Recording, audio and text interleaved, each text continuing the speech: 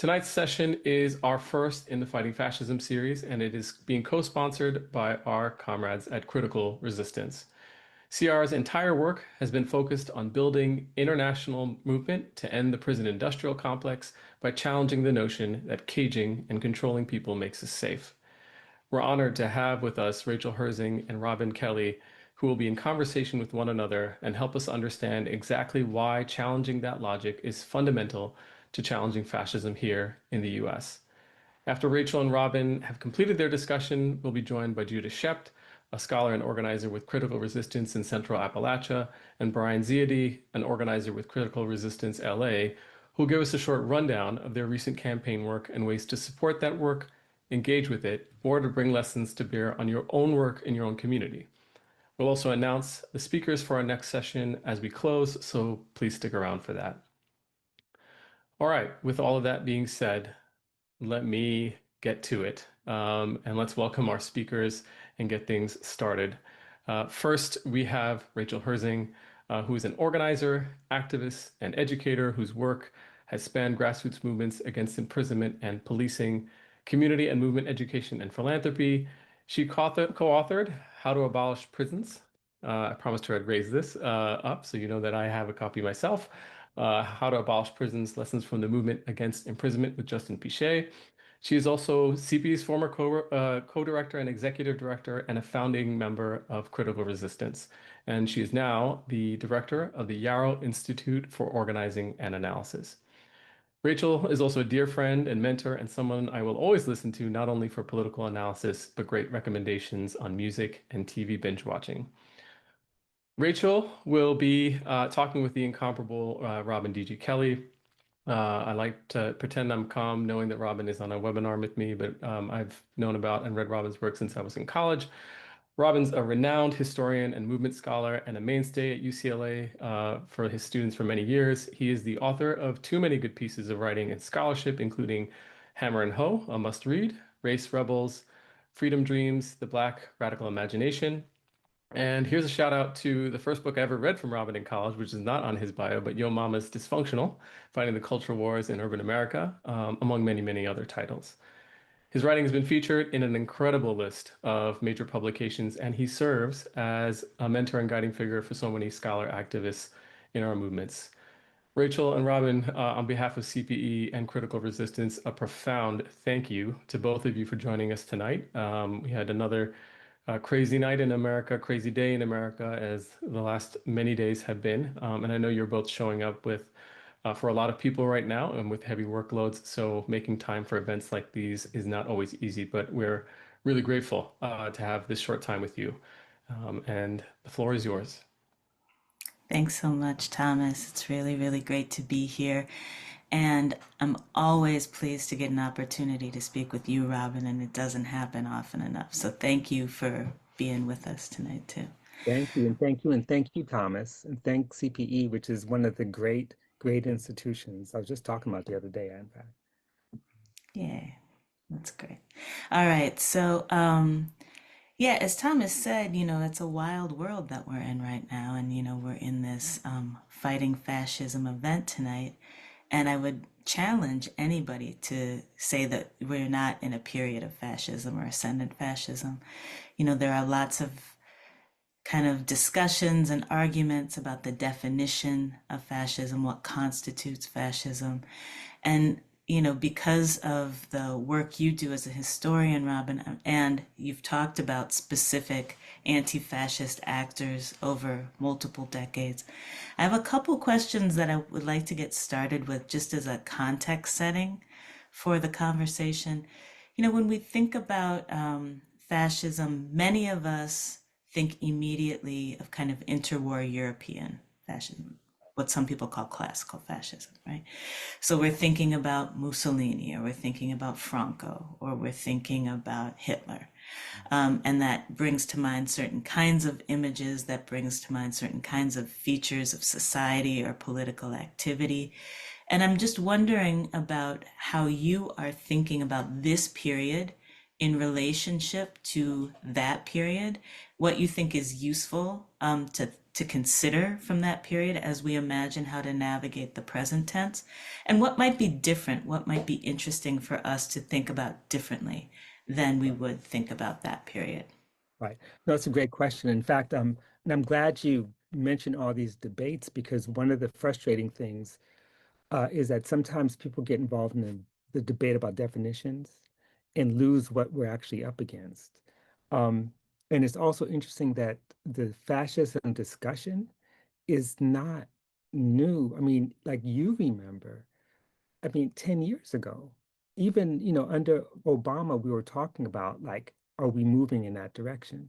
So it's not like it all centers around Donald Trump or his second term.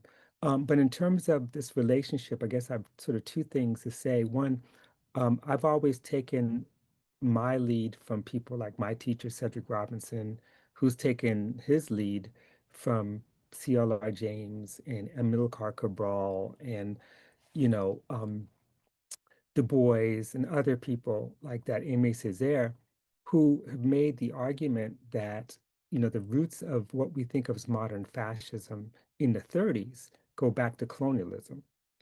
And in a nutshell, Walter Rodney has this great quote where he calls fascism the child of basically of capitalism, of this long, long history.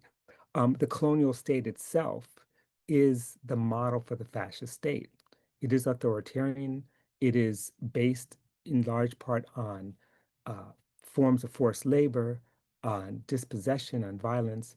And of course, the US itself is in many ways the exemplary the exemplar of settler colonialism in the colonial state, which has never been dismantled. When we think about what's different about the 30s, uh, fascism in that particular instance, though it has its roots in the colonial order, is responding to a global economic crisis. And one of the things that, very similar to this moment, is that it required sort of three things. One, it required a buy-in on the part of a section of the population. That's why so-called classical fascism actually had a welfare state. Now, these people are not talking about that. They're not even interested in that. But a welfare state for those who they deem the people. And to name the people is then to name the enemy. And so that leads to the second thing, that militarism was always central. I mean, we've got a Department of War. Now, not that the Department of Defense wasn't a Department of War. It's like an explicit statement that fear, militarism, war is the glue that combines that pulls the people together against all the enemies. And we know who the enemies are. They're being massively deported. They're in prisons. We know who they are. They're unhoused. Um, so then that leads to the sort of the third element, and that is the crisis of capital.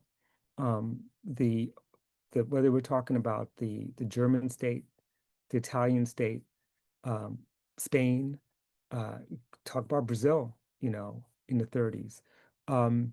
You could talk about the United States, that they're basically mobilizing the state to try to resolve or at least get through capitalism's global crisis.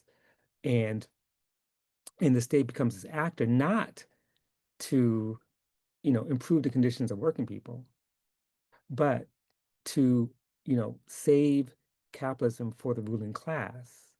And one of the ironies, though, of that period is that its response was to the crisis of capitalism. What caused the crisis?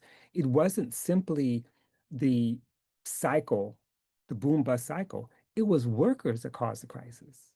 Working class struggle caused that crisis. Um, we think about the period of austerity that preceded it. Clara Mattei has this amazing book about the history of austerity and the roots of fascism. And, she talks about the capital order.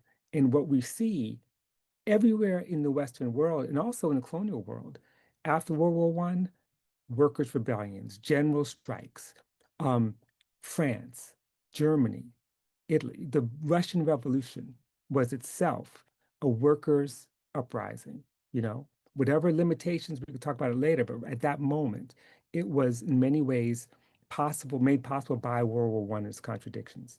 Um, in the United States, the same thing. So austerity becomes the ruling class weapon to say we are going to reduce wages in order to save ourselves. And it's an ideological claim as well. And so without austerity and without the kind of debt regime that led to the collapse of the Weimar Republic and other things, uh, we could have had a different outcome. Class struggle in the 1930s is precisely what allowed the New Deal state, which had fascist elements, to be pushed and twisted to create some semblance of labor law, of a minimum wage, of Social Security. That's workers who did that. And of course, the state's response was to save capitalism because they didn't want a revolution. So in other words, a kind of give and take. But to me, learning those two lessons, that is the long durée, the long history of fascism in its order in slavery, post-Reconstruction, the rise of the Klan, that story, along with the possibilities that capitalist crisis created for working class struggle, you know, because the only way that they were able to the capitalist state, the kind of post-fascist state was able to survive was because they held on to colonies for much longer. And as Walter Roddy says, colonies were like the cash machine, during the 1930s. They moved so much wealth, monetary policy, all those things kept afloat or helped keep afloat these European nations in crisis. I don't know if that makes sense. What do you think? I think that's really interesting, and it makes me wonder, what we are to make of the contemporary, the current crisis of capitalism, right? And some saying that capitalism is over and that we're in a new period altogether. I'm trying to get into that. I'm trying to understand that. I'm pessimistic about I've been hearing about the death of capitalism my entire lifetime, and I'm not young anymore. So, I'm like, is it? Is it?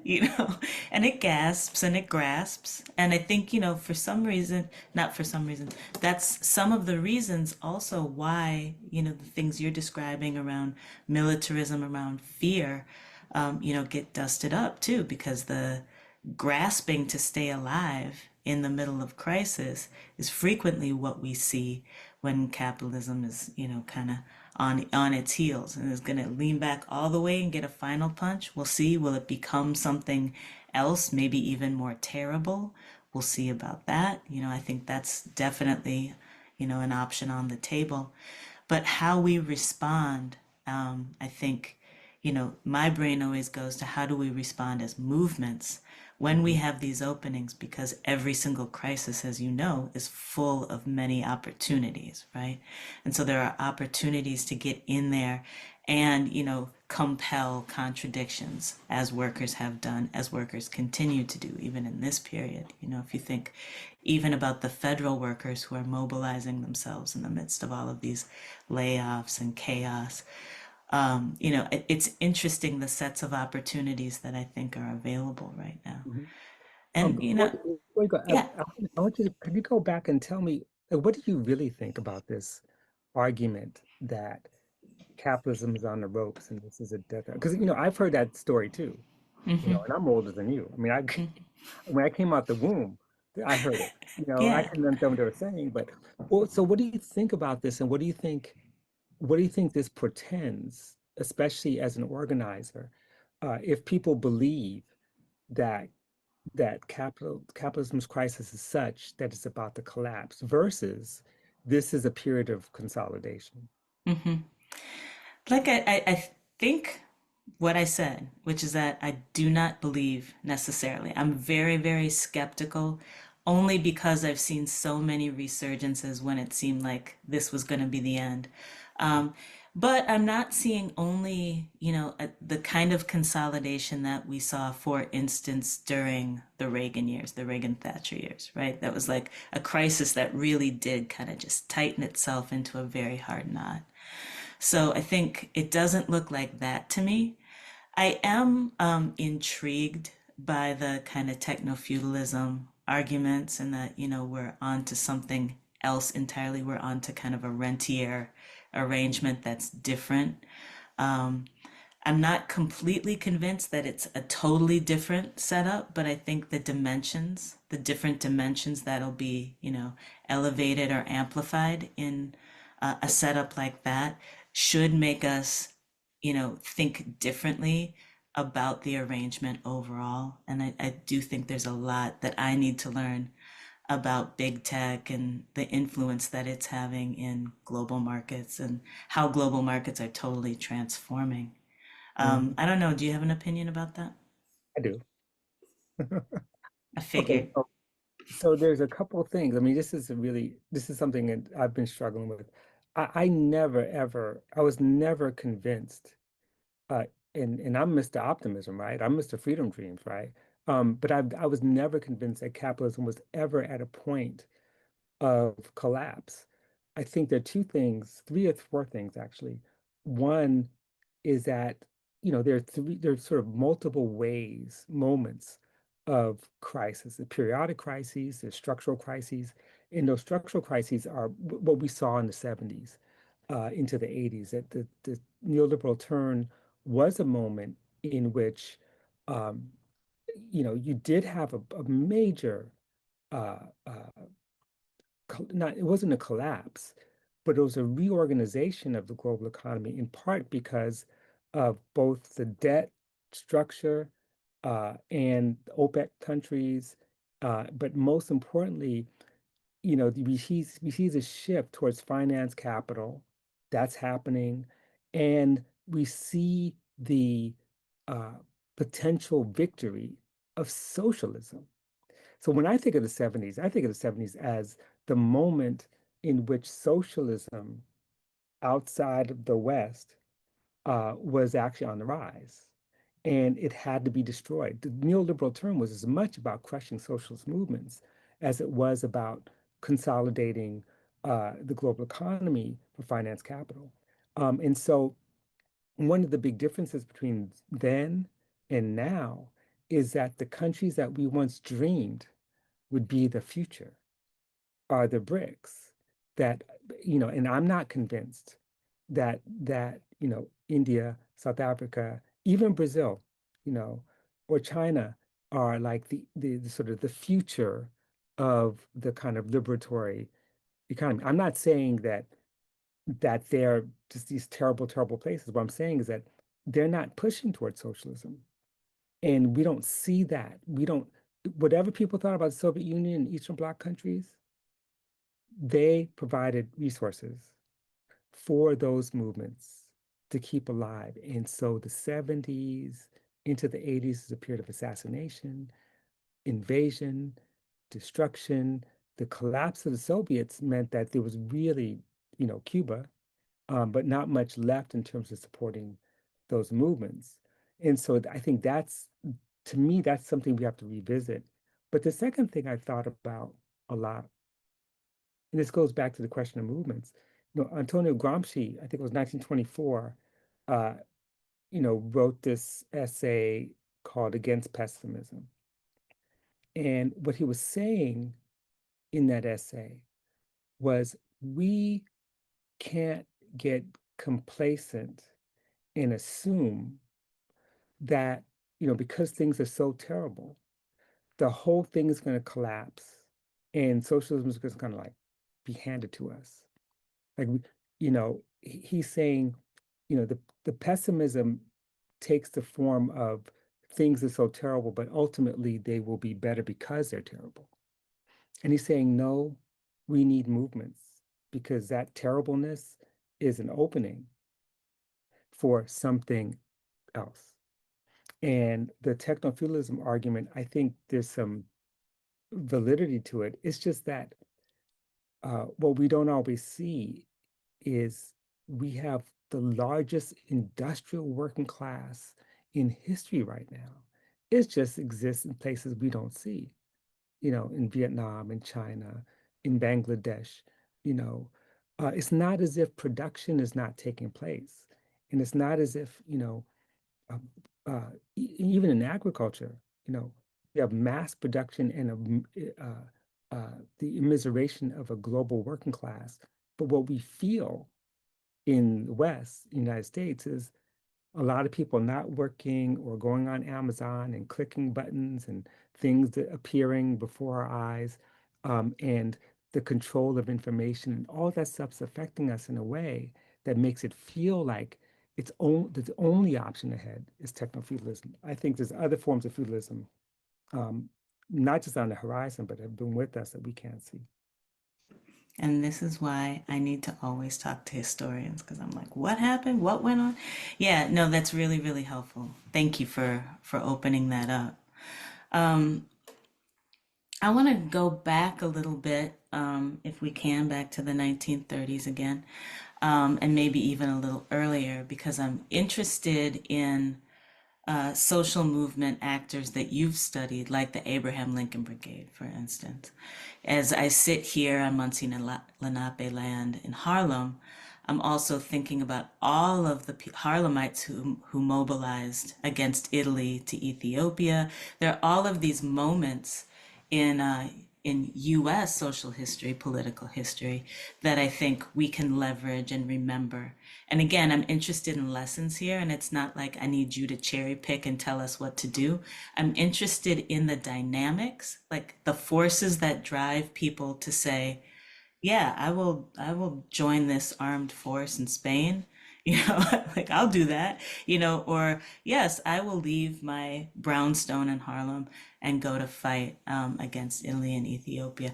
Some of the kind of dynamics that lead up to those mobilizations that maybe there are resonance with today, or lessons that you think might be relevant for today's actors, movement actors. What a great question. Um, and we're living in a moment. I was just talking to my to my dear friends, Derek Purnell and now Ford, about this attitude uh, among some of our people, like it's not our fight,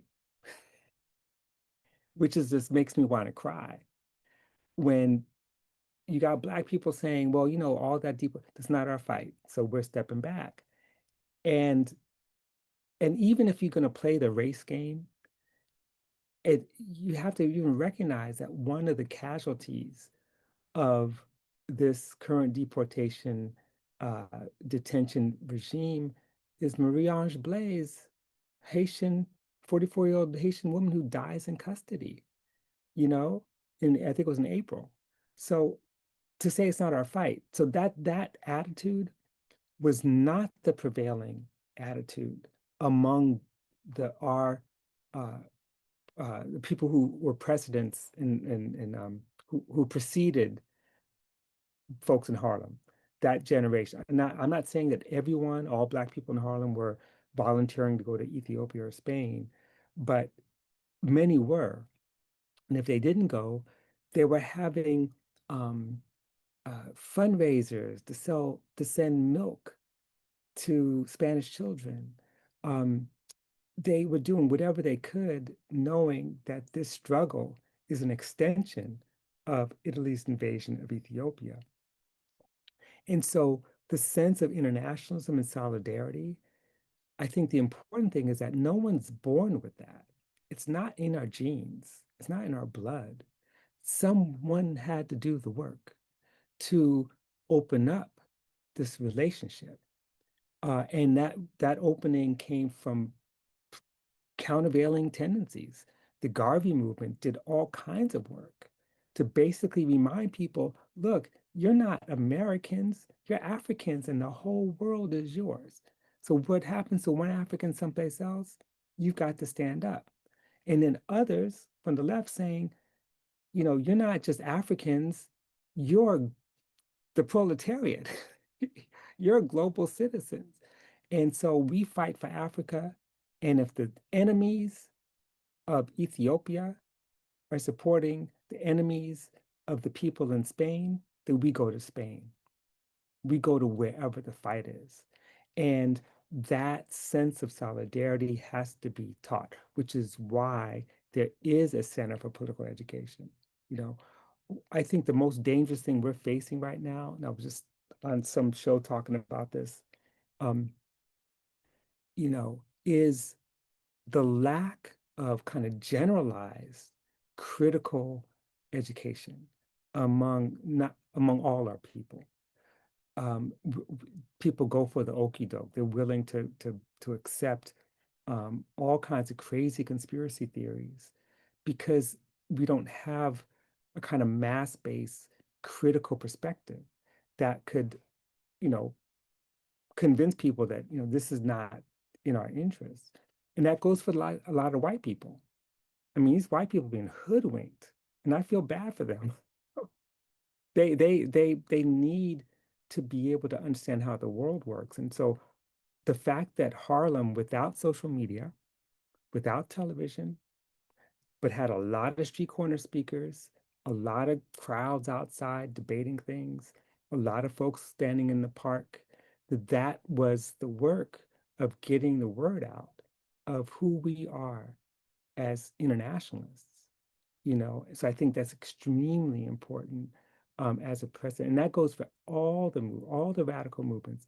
I can't think of a single radical movement that emerged by osmosis or that emerged because people are just so mad that they decide to stand up. You got to know where to stand up and for what and how. And that kind of, the agitprop work, the knowledge, the critical knowledge of the masses, that's the work that always has to be done. So you're in Harlem. What do you think about that legacy? I mean, do you feel that legacy, or do you feel like there's a sense of internationalism that's left? Is there something a myth? Yeah, I think I'm always looking for it. I came up in the kind of political tradition where that was not optional. That was the kind of ground that you stand on. And so I see it because I'm looking for it. And I don't feel like, I mean, you came up in this part of Manhattan, that when you come back, you're not seeing street corner speakers the way you used to. It really I'm is not even a seeing Black people. well, fair enough. Fair enough. Fair enough. I mean, you'll see somebody selling a paper once in a while, but there is not that same kind of community mouthpiece happening, even when there is a density of Black people. Right. Um, but I live around the corner from the Schomburg, the public library branch dedicated to Black legacy, Black history. And, I'm grateful to have that in my neighborhood because I feel like it is one of those resources that keeps applying the lessons of history, demonstrating, making them available. And so I think, and Arturo Schomburg himself, a exemplary internationalist, right? So I think that, the feeling on the street for me here is probably not that different from lots of cities around the country right now, where there's a mix of overwhelm and exhaustion and fear and fight back, right? Mhm. So it's like, people staying home. I'm about to go next week to Wisconsin to see my father, and the stories that I'm hearing out of there from him are that, like, it's quiet, that a lot of people are just choosing to stay home. We will see what happens in Chicago. We will see what happens in Baltimore. We'll see what happens in Los Angeles Right. from Speaking of now. Los Angeles, I mean, I have to say, I'm so proud of my city. Your city did it up. People are coming out, and they're coming out fast, swift, and organized and militant. Uh, Hmm. and they're still doing that. In fact, just yesterday, there was a big confrontation, and they could win some of these battles. And that's why the Trump administration has to work through the courts to get them to overturn a Black woman judge's decision that you can't use racial profiling, right? to target people for arrest and deportation, which is kind of amazing. It's like, of course, they use racial profiling all the time to decide that, like, you can't use race for admissions. You can't use race Right. to get anything, but they could use race to target people, which, I mean, anyway. So I feel like I'm not saying that LA is an exception, but I do know that something is happening here that could be a model. And I Um, think it already has been, Robin. I mean, I think the way that LA has moved has emboldened other people. So, I mean, DC was taken by surprise, but DC has been responding. It's not like DC's been sitting idle. And I do think that the model out of LA really has inspired people and, to not just kind of take it without a fight. And I'm hoping that will be true everywhere. I mean, we're seeing the kind of preparation that Chicago's doing. And we don't even know for sure if they'll wind up with soldiers on their streets or not. But I think, that kind of preparation is the appropriate preparation for all of the stuff that's coming our way, whether that's soldiers on the street or that's cuts to SNAP or that's just regular everyday policing. And we know Chicago also excels at fighting everyday policing, so we don't need to wait for the National Guard to show up to see what the kind of enforcing arm of fascism looks like. right. That's like all day, every day. Many, many people have experiences of that. And you don't need to be in a city to see that either. You can experience that at the hands of sheriffs or, Fed cops or border cops or whatever. We're seeing, I think that that's an important thing to be amplifying because, everyday policing is already militarized, always already militarized. And, it is an occupying army when it is doing the bidding of a coercive, state force. So, let's not make it more exceptional than it has to be. Mhm. That's right. There's already armies on the streets, and that's the thing that I thought was interesting about DC, and we're going to see with Chicago, and that is that for some people who've lived long enough, not that long actually, they've seen National Guard already, but they weren't necessarily in the neighborhoods where people are feeling like this is the first time they've ever seen that. Hmm. And I think, yes, people are coming out in DC, and I think it's kind of shocking for others who just said, this never happened before. And I gave the last lecture for my summer course in U.S. history, and I was just showing pictures of National Guard, Cincinnati, Chicago, DC, Los Angeles, throughout from the 60s to the 90s to 2001. And I said, yes, we've never seen this before. We've never seen this before. It's never happened before. It's never, like, it depends on who you are. And Hmm. this is the thing that Langston Hughes has, the very famous quote. And he's not the only one who said a version of this. He says, like, fascism is a terror that the Negro has experienced for so long, but now it's extending to people who don't look like us. And that's when it gets its name fascism. Hmm. Hmm. Yeah, I mean, as recently as 2020, we saw a lot of soldiers mobilized, right? And that was interesting, I think, a bit because it was such a wide spread range of people who were activated by that set of rebellions that a lot of people who were new to protesting or new to being confronted with even the cops were then also confronted with soldiers. And I think you're right in that regard. Like what you call it, the escalation that you feel around it, has everything to do with how long you've been swimming in the boiling water already. Right? Yeah, Right. yeah. So let me talk a little bit, shift gears a little bit if I can, because I have a million questions for you. But I'm interested in thinking about these kind of cycles of protest, thinking about the recent campus protests, solidarity with Palestine, and the way that those have been put down. So I'm interested in two things there, not put down, tried to be repressed. They were not successful in that, and I shouldn't act as if that's true.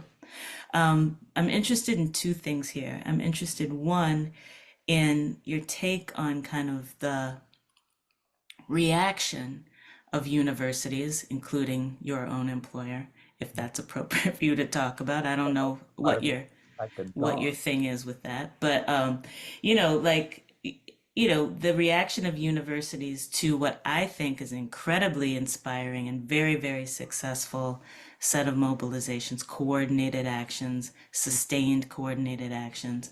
Um, and also what you think, the role for a university is in a period of fascism. We have examples from Greek universities, for instance, being no-go zones for military, for law enforcement to kind of push back there and create sanctuary. There are many different kinds of things that people have done from the location of the university, but I'm wondering about what you think is possible right now. You recently were talking about the obligation of intellectuals in this period, so I'm curious about that too.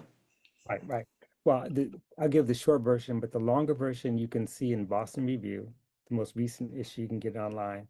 The responsibility of intellectuals in the age of fascism and genocide is the piece. Um, so I I can't say I was about to say I go back and forth, but not really. Um, let me let me begin by just saying that you're actually right that in many cases the universities have succeeded in putting down these uh, the campus protests.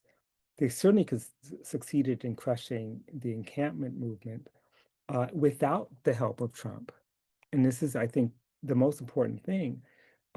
It was under the Biden era and under the Democrats, as well as the Republicans, of course, but there was a bipartisan war on these students whose demands were so they were just limited. I mean, limited in a beautiful way, meaning that they said, look, we want a ceasefire. We don't want genocide. We want our universities to divest. They're not even calling for a revolution. And yet the repression they experienced was unlike anything that we experienced in the 80s during the anti-apartheid movement. It was like there was nothing like what we saw, especially not just especially, but I saw with my own eyes on this campus. Um, and why is that? That is because uh, the universities in the US, unlike some of the European universities that may be more state funded, that don't rely on donors, big capital, hedge funds, um, trustees who run things, they handed the university to the Trump administration. They were working behind the scenes before Trump was elected to ensure compliance, you know? And so it didn't surprise us that Columbia would capitulate, that Harvard, no matter what they say, if you pay attention, capitulated to the Trump administration. They have this kind of false narrative because of this lawsuit that the AAUP uh, uh, put forward, but Harvard was already, you know, agreeing to some things they should have never agreed to. But they were doing that before. They were doing that again, under the Biden administration. So this is all consistent. So that leaves us with the question, what do we do? Do we abandon the university? Uh, I don't think we need to abandon in the sense that we just walk away because we have too much invested. There's too much blood spilled, too much money invested from our people to keep these things running. What we do need to do is support those oppositional movements and institutions within and outside, like Scholars for Social Justice, for example, um, like the Institute on Democracy and Inequality here um, uh, inequality and democracy here at UCLA. We need to um, look at all the efforts on the part of um, various scholars in collaboration with students, in collaboration with communities, you know, that are trying to create alternative spaces outside the university to train, educate, protect people. Um, if we're going to talk about sanctuary cities, we should talk about sanctuary universities as well. A lot of my colleagues have been fighting this battle. We've been fighting for all kinds of things against the administration, and we've gotten a lot of pushback. We can't do any of that stuff if we're not organized. And the problem with universities is that I'm surrounded by colleagues who, not always, who don't believe in organization because they think they're free agents, you know, in one of the big mythologies. So I don't, I see the university, the colleges as contested terrain as opposed to safe space. There's nothing safe about these places. Um, but I also know that a lot of those students who were in the encampment were my students, meaning they passed through my classes. They spend time in this office, just packed together, talking, discussing. We learn from each other. And I feel like had I not been here with them, there's a lot of things I wouldn't know or be able to say. Had they not been here with me, same thing.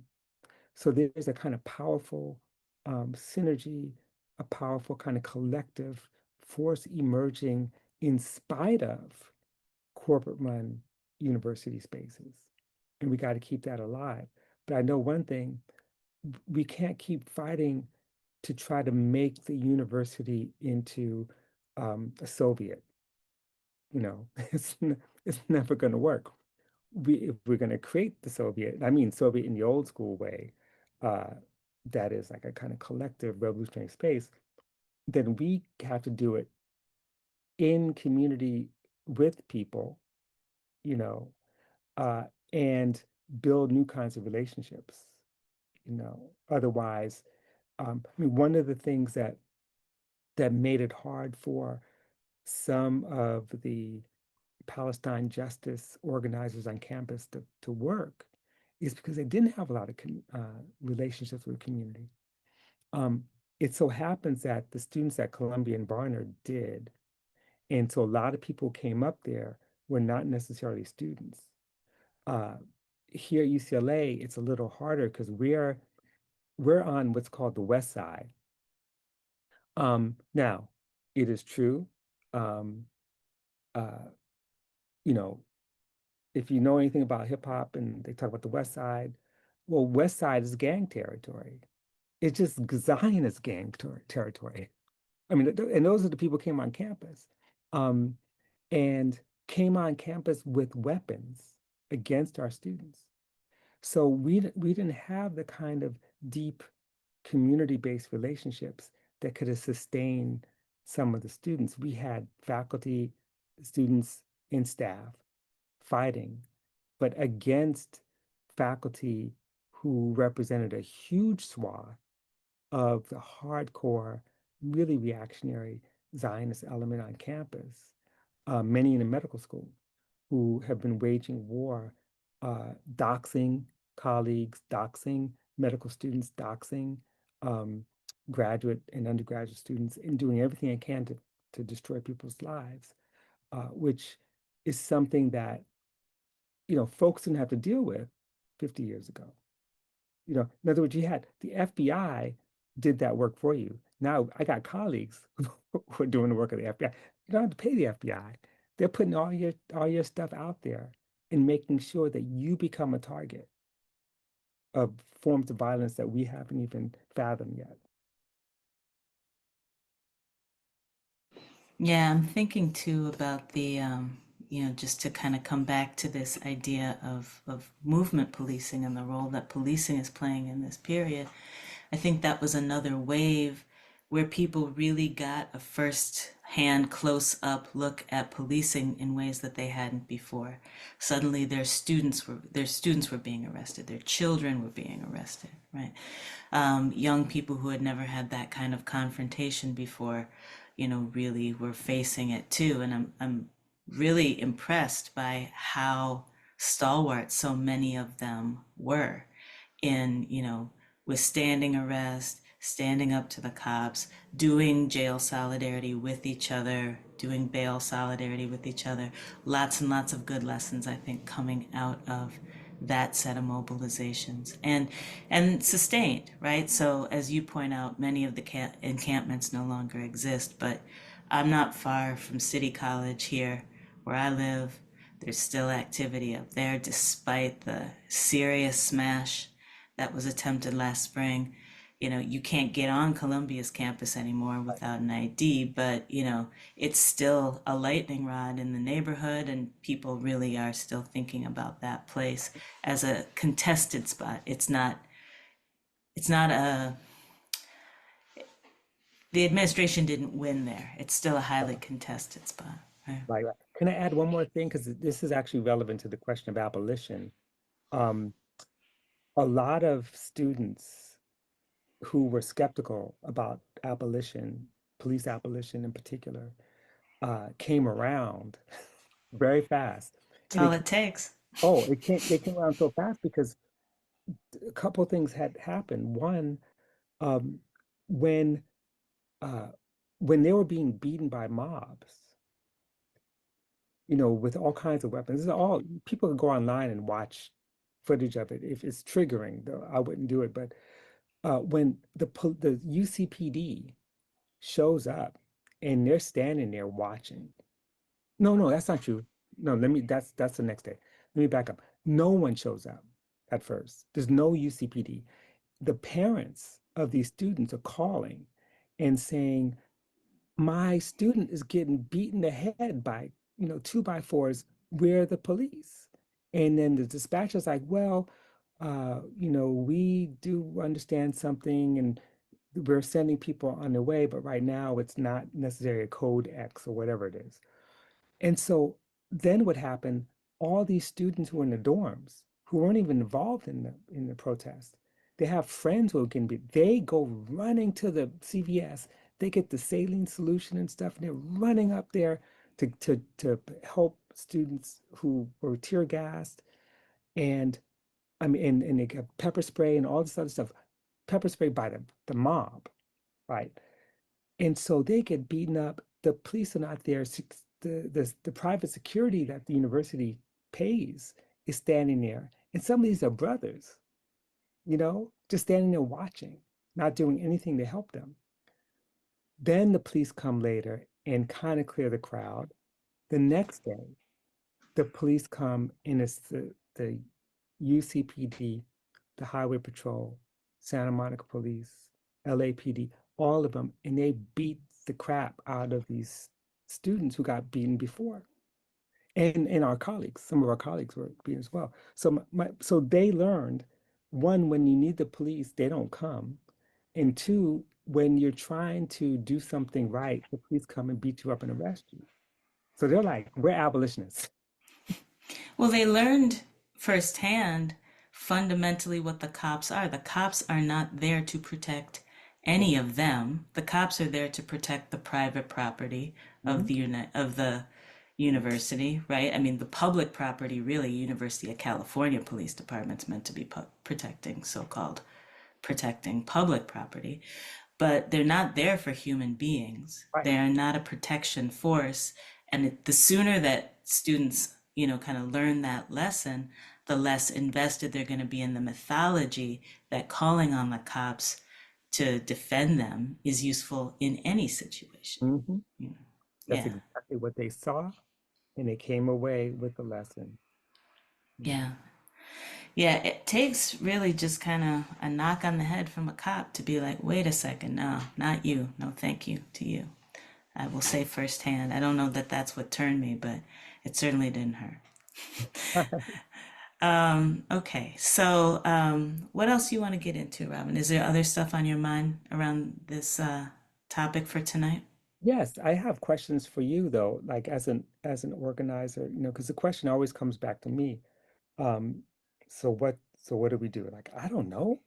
I mean, how do you, I mean, given your own history, especially around, fighting police in prisons and the evolution of critical resistance over time and all the other formations that have kind of grown out of that early um, uh, um, sort of confluence of movements. What do you think is the most effective way to fight back under these circumstances? Yeah, I don't.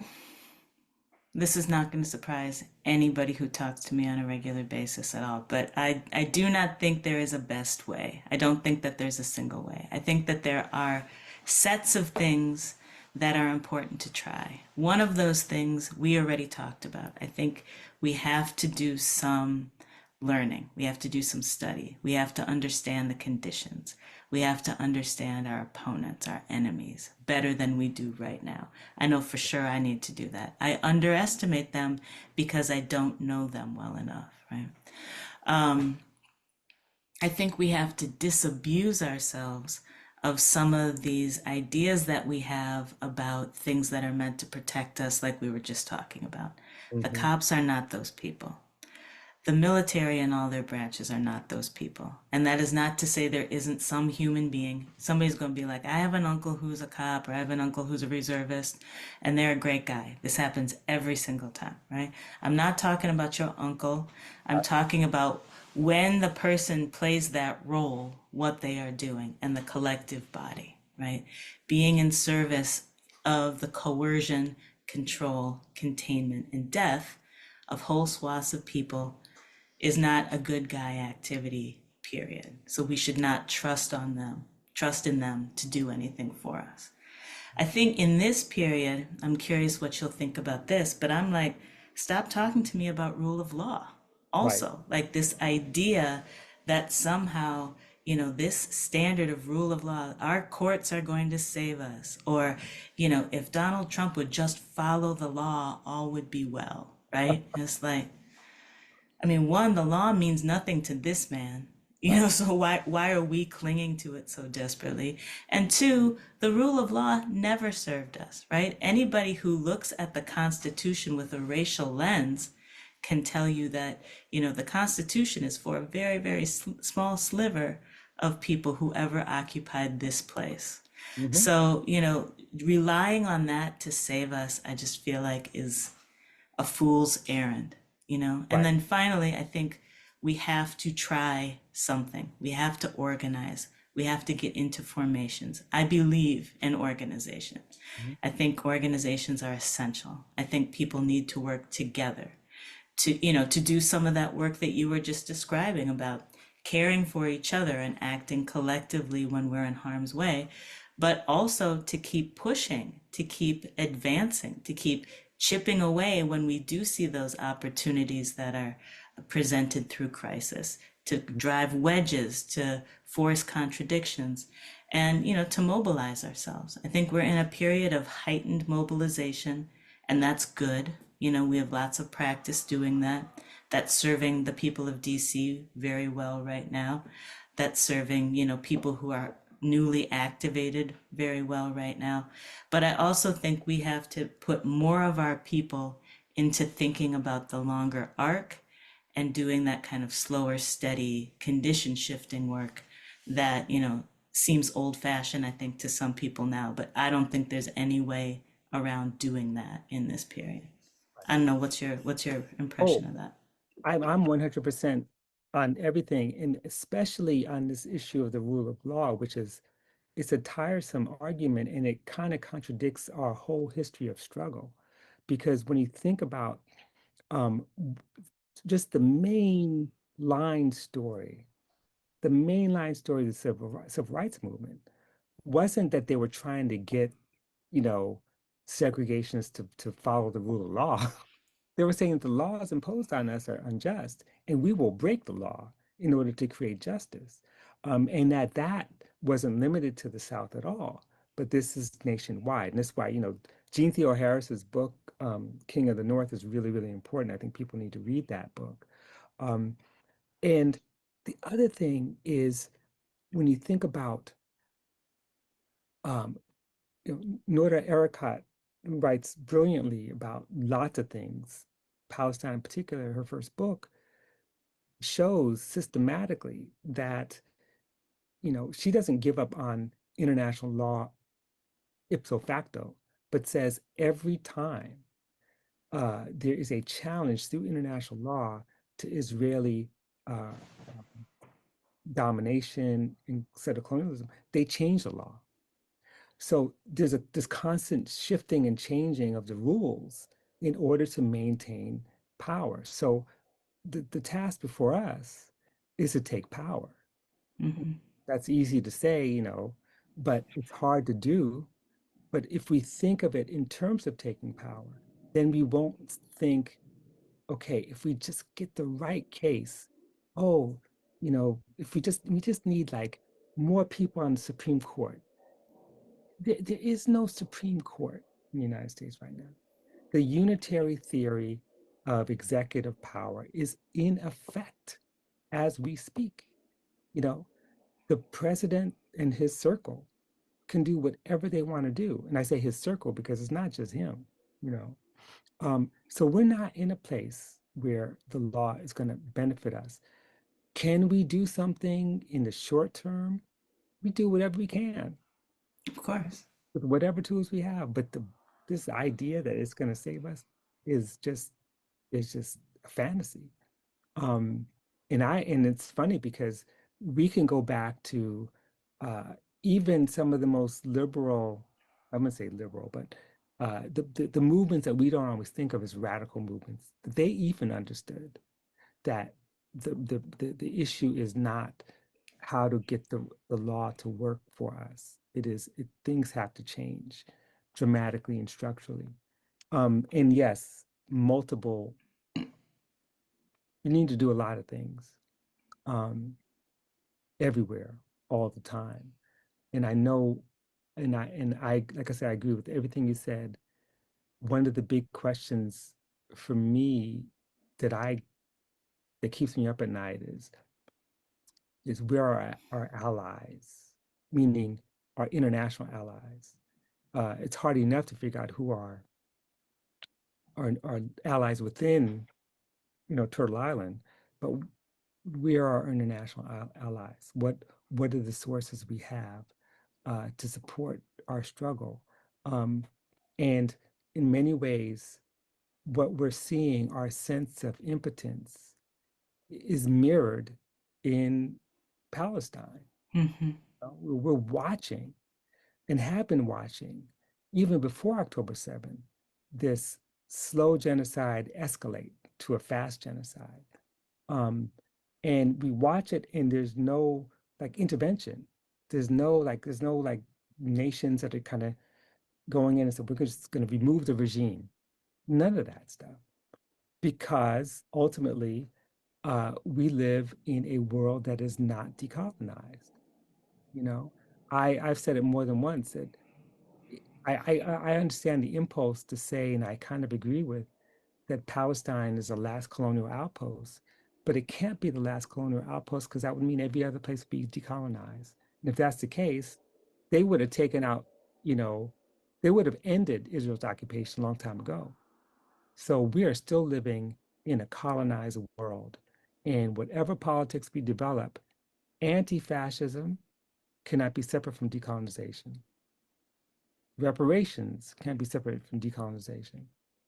Freedom in any form can't be separated from decolonization.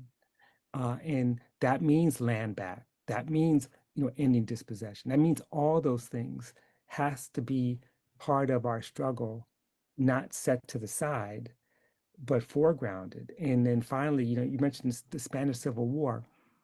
There's so many lessons from Spain, both not just in solidarity, but the fact that there were multiple struggles going on at once. There was a struggle to try to save the republic against and try to overthrow fascism.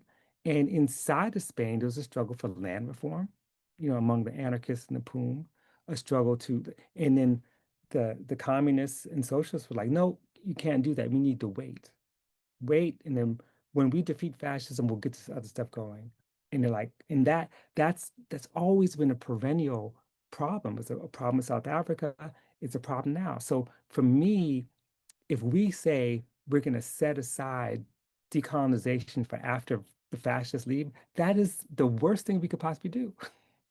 We've got to fight these battles all the time because they're interlinked. A decolonized world would really bring an end to fascism for good. That's my take. I love that take. Thank you for that.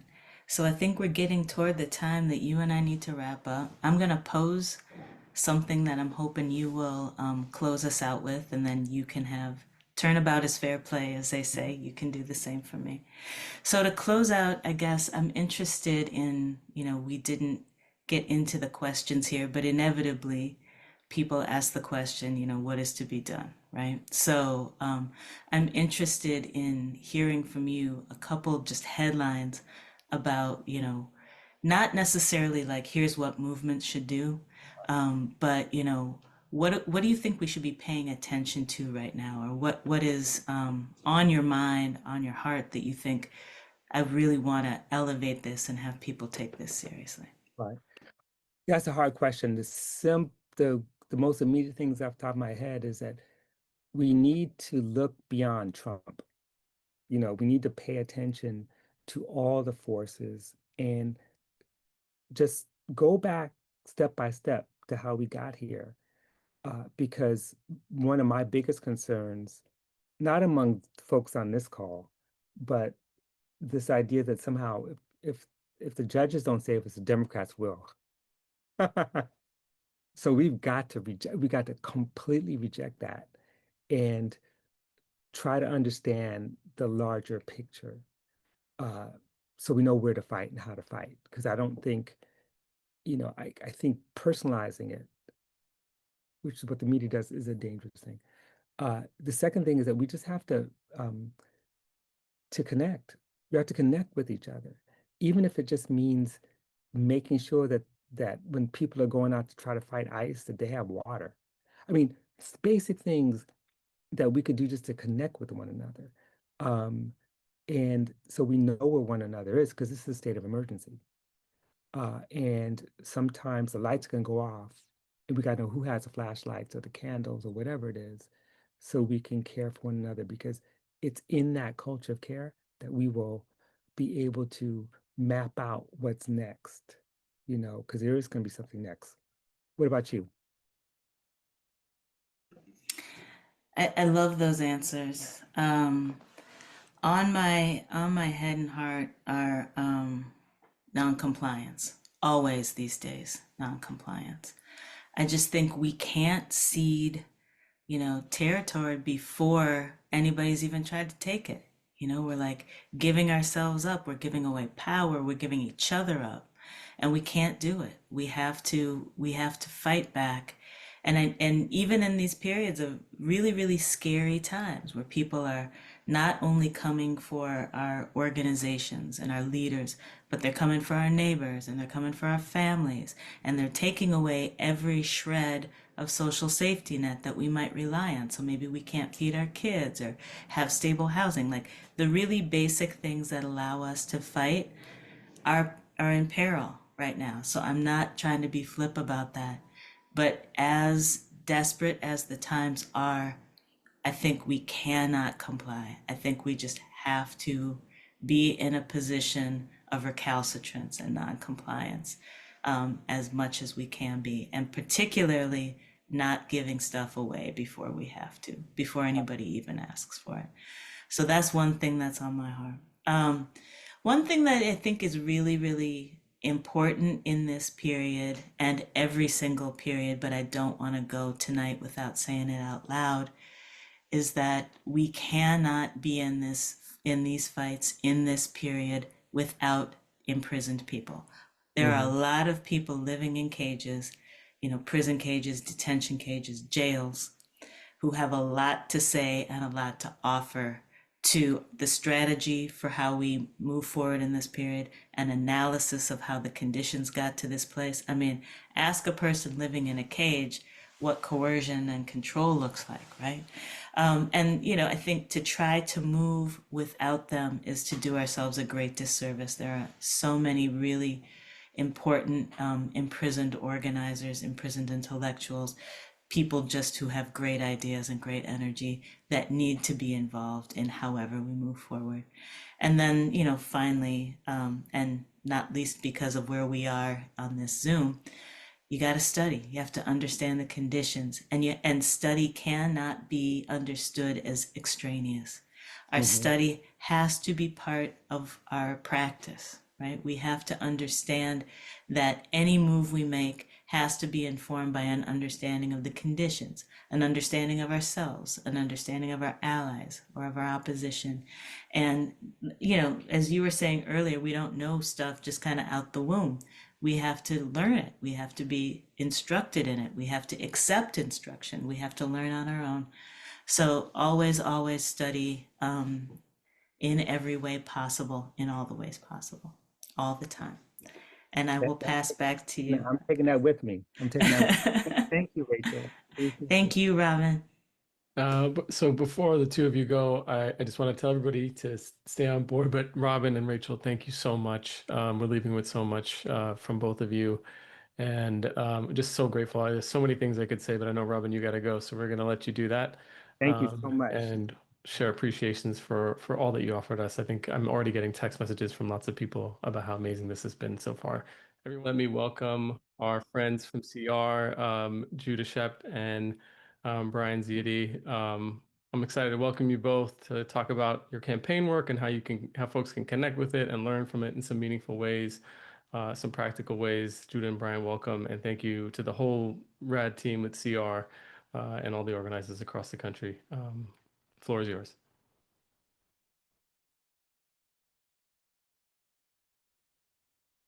Brian, do you want me to go first? Do you want to go first? Either one. You can go first. Okay, I'll just jump in.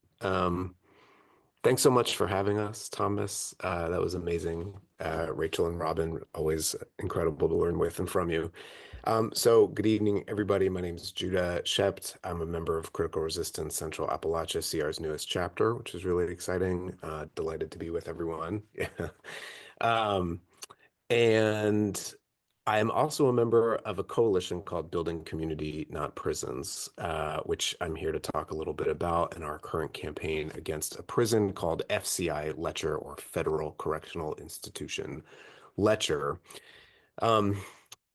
Our campaign is a couple years old at this point. FCI Letcher is a federal prison proposed to reside in Letcher County in southeastern Kentucky, on a former mountaintop removal site. This is a site that's been subjected to the sort of violent extraction process of strip mining.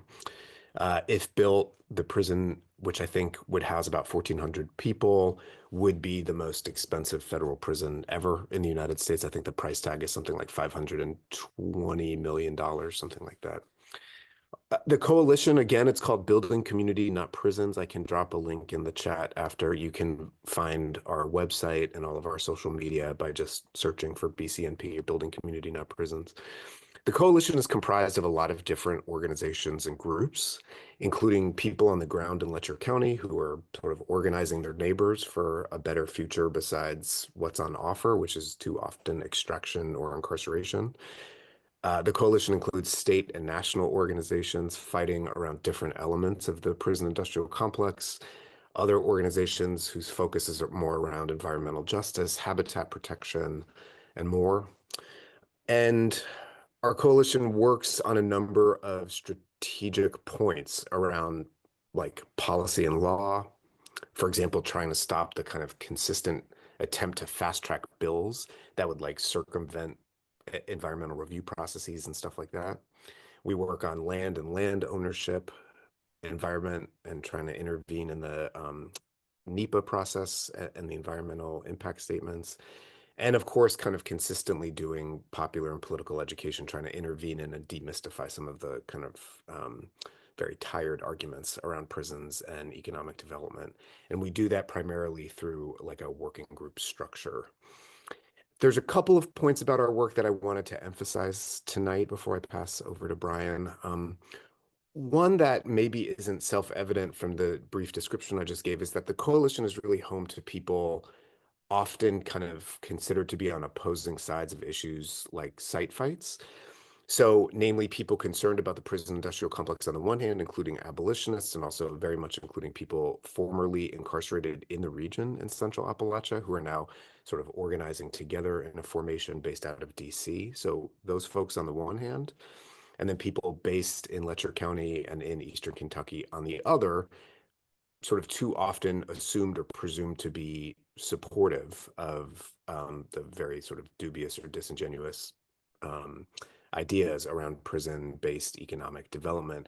And I think the coalition has been this amazing example of forging and featuring these kinds of energetically stretched solidarities, to borrow a line from Ruthie Gilmore.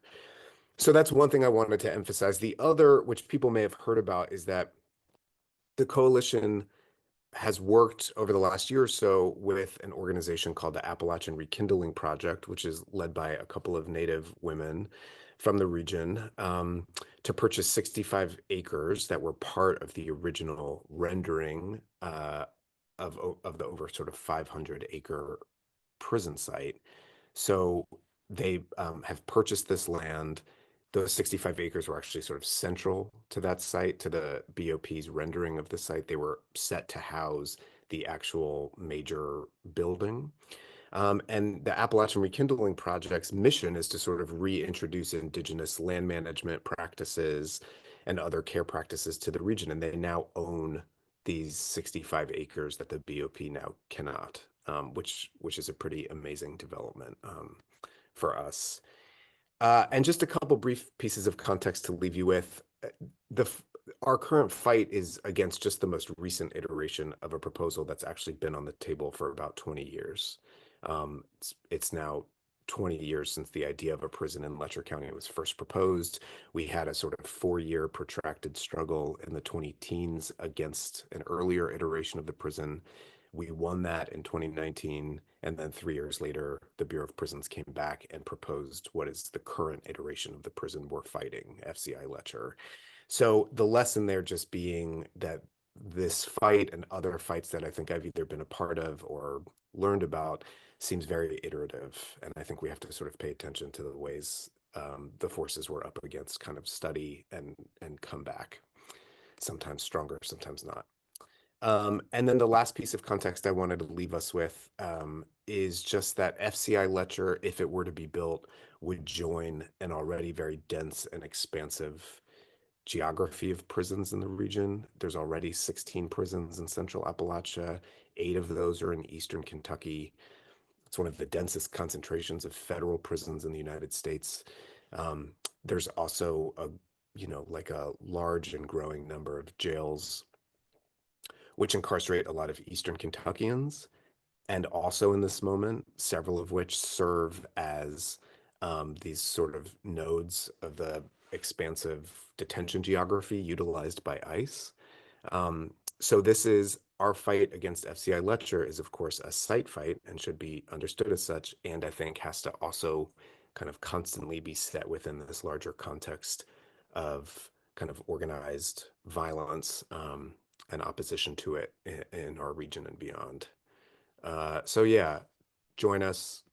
You can find us online in a number of ways, building community, not prisons. And thanks again to CPE and CR for asking us to chat tonight. Thanks, Judah, for sharing that. Yeah, we've been following your work in Central Appalachia pretty closely. We've, especially since we're wanting to really think more about how we can build kind of a land back dimension into our campaign. So looking forward to connecting with you more about that. I've been talking with Emilio a little bit about that, but also what you're describing with the detention infrastructure. That's become an emergent feature of our campaign as well. I'm going to go ahead and drop some links into the chat really quickly to emphasize the. Oh, oops. to emphasize the what can be done, the calls to action, and I'll go ahead and build up a narrative around those. So here are the links. So as the campaign that Judah described, ours is a coalitional effort. CR tends to work in coalitions. That's part of how we move. So I do want to emphasize that there's a large number of people moving this campaign forward. So since 2020, both LA and Oakland chapters of CR have been joining this coalition to advance the Closed California Prisons campaign as part of Californians United for a Responsible Budget. It's a Black-led coalition of over 80 organizations fighting to reduce the harms of incarceration and shrink the scope of the carceral budget. This campaign, which aimed to close 10 prisons by 2025, by this year, started listening to voices inside state prisons. So we can't be in these fights without imprisoned people. That's something that we took to heart.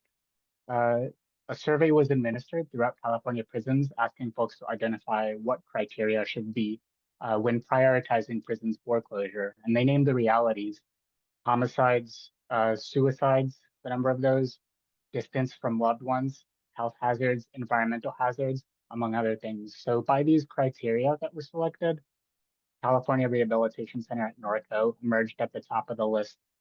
After years of consistent framing of prison closure as a budget solution and consistent reduction in the prison population due to policy changes that were pushed by community advocates, CRC Norco was finally selected for closure in August of this year, as the California state struggled with an immense budget deficit. So CRC follows other state-owned prison closures that were announced over the course of the campaign. This includes Dual Vocational Institute, California Correctional Center, Brian, I Chuckawalla just Valley want to State interrupt you really Prison. quickly, just to slow down just a little bit for the interpreting team. Oh, for sure. Thanks, Thomas. So yeah, CSU is joining this list. And to be frank, it's about time. People imprisoned at CRC have described it as a place where none of the walls are insulated, or a place with outdated plumbing and asbestos all over the place, a place without air conditioning, where summer temperatures exceed 100 degrees Fahrenheit, as a place where CDCR promotes violence and antipathy and retaliation as methods of control, and as a place where access to programming is a constant challenge. So even with an end to the harms of CRC being in sight, there remains a whole lot of work ahead, and your support is just as needed as ever. So now is the time to call on Governor Newsom to implement recommendations for safe releases and safe transfers throughout the whole closure process. That's the first link that I dropped in the chat before. So again, that's bit.ly slash CRC closure. You can get to it there. To ensure this closure reduces and doesn't exacerbate harm, we're really urging the state to prioritize releases over transfers. And when the state can't be pushed to do that, to ensure that they protect programming, at least credit earning, family connections, and the dignity of those inside. So these recommendations were crafted in collaboration with imprisoned comrades at CRC. So please call and email Governor Newsom today. So building on kind of like the detention tip, I do want to note that the prison closure work, as it's moving forward, it's become a lot more complex under the Trump administration. This call for the massive expansion of detention center infrastructure has meant that closed prisons are, as Judah said, really at risk for conversion into immigrant prisons. So there have been reports of ICE eyeing Chuckawalla Valley State Prison, for example, for this kind of conversion. CURB has been working really hard to develop tools to fight this. And because of people on the ground protesting ICE raids, and because of the over 10,000 people that submitted support letters, political momentum has built up, and we have succeeded in passing AB 137. So a big win. Because of AB 137, California now has the power to do three things. First, sell, lease, or transfer closed prison sites that have been determined excess. Excess just means it's ready to go through the property transfer process.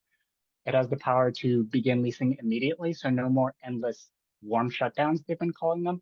A lot of the prisons that have been closed are in the state of warm shutdown, meaning that the electricity is running, the water is running. So we need full closure so that communities can repurpose the land into uses that benefit them. Third, California has the power to prohibit these excess facilities from any future carceral use, including ICE detention centers. So this is really huge, but even so, the fight is just gearing up. With many closed prisons remaining in warm shutdown, again, they can't be repurposed for community benefit.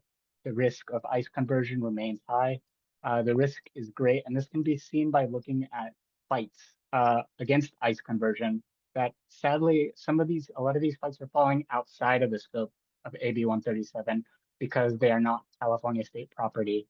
So I want to give a shout out to the California Coalition of Women Prisoners and the Dublin Prisoner Solidarity Coalition, who are fighting the conversion of a federal facility, FCI Dublin.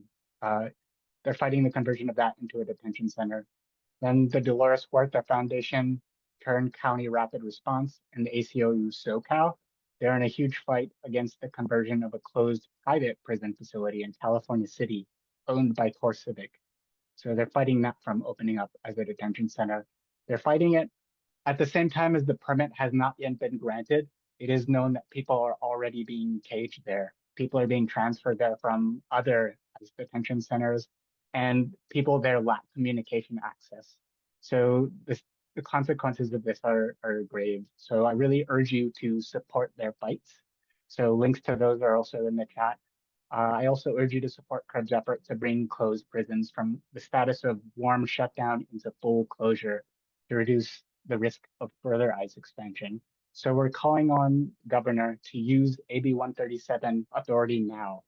Declare that the closed California prisons are excess capacity and request legislative approval for the immediate disposal of these properties. So you can do this at tinyurl.com/stopice25. So please take action, call on Governor Newsom to do these two things, implement recommendations for release and safe transfer throughout the CRC closure process, and urge Newsom to declare that closed California prisons are excess capacity and request legislative approval for immediate disposal of these properties. So yeah, that's all I have. Thank you. Brian and Judith, thank you so much. So there you have it. You have some clear asks. This is why it was so great to partner with CR on this webinar and discussion with Rachel and Robin, because we have some practical steps you can take. I encourage you to consider doing all the things that our CR comrades have asked, and also to consider joining in their work if you can. And we are also dropping a link so you can also donate to Critical Resistance and support their work financially. So thank you both for joining us. And before everyone else goes, I have a couple more announcements. Brian mentioned the FCI Dublin fight, and then Rachel and Robin were talking about what happened in Los Angeles. For our next session, which will be in 2 weeks on September 24th, we're going to be talking to some really tremendous organizers who have been very much at the center of doing work in Los Angeles during that period of accelerated raids and ongoing. This session is going to be co-sponsored with Detention Watch Network and Trabajadores Unidos, Workers United, or TUU, and it's going to feature a conversation among 3 incredible migrant justice organizers. DWN's organizing director, Marcela Hernandez, TUU's executive director, Alejo, and finally, Megan Ortiz, the executive director with Instituto de Educación Popular del Sur de California. And all 3 of them have first-hand experience responding to the recent ICE raids and occupation of LA, and will share some of what they've learned about how we have to organize on this kind of terrain at that session, so you don't want to miss it.